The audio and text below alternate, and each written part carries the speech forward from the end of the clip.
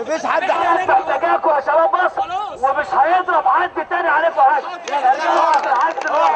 اقعد بعد الحاجز، بعد الحاجز، بعد الحاجز، بعد الحاجز.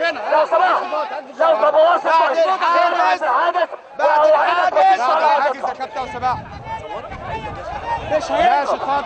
تحيا مصر، تحيا مصر، تحيا مصر، تحيا مصر. انتوا اخواتنا المصريين، انتوا اخواتنا المصريين. اللي واقف في الجزيره لو سمحت، اللي لابس اخضر وازرق لو سمحت ارجع ورا عند الحاجز، ورا عند الحاجز الخشب، ارجع ورا 50 متر.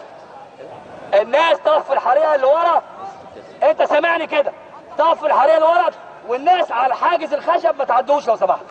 الكراسي الخشب ما في حظر الساعه 7. الساعه دلوقتي 6:15، يعني ناقص لك ربع ساعه عقبال ما يلحقوا يروحوا، عقبال ما يلحقوا يروحوا عشان الكمامه ما تعطلهمش. من حقك تقول سلمي زي ما انت عايز. الطياره صورت اللي بيعبي مولوتوف وراك، انت اعمل ايه؟ ايوه ايوه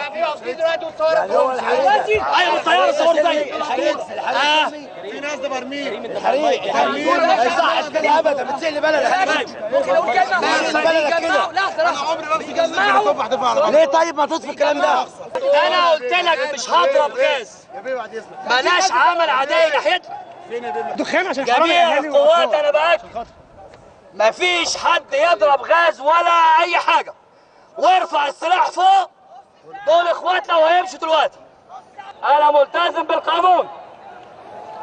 الساعه 7 قربت، محدش يلومني الساعه 7 على اي حد هقبض عليه الساعه 7. الساعه 7 اللي تفرق. طب هيصلوا المغرب؟ لا الكلب اتقال لي خطرت المغرب انت من نص ساعه، من تلت ساعه لو سمحت. قدامك 5 دقايق عشان الناس يمشوا. الساعه 7 بالثانيه هفتح السلك وهضرب غاز وهقبض على الناس كلها حتى لو مليون. القانون انا بحمي. ورا يا كابتن لو سمحت، ورا بعد اذنك. ويحميني. صلوا 5 دقايق، بعد 5 دقايق الناس تمشي. شكرا.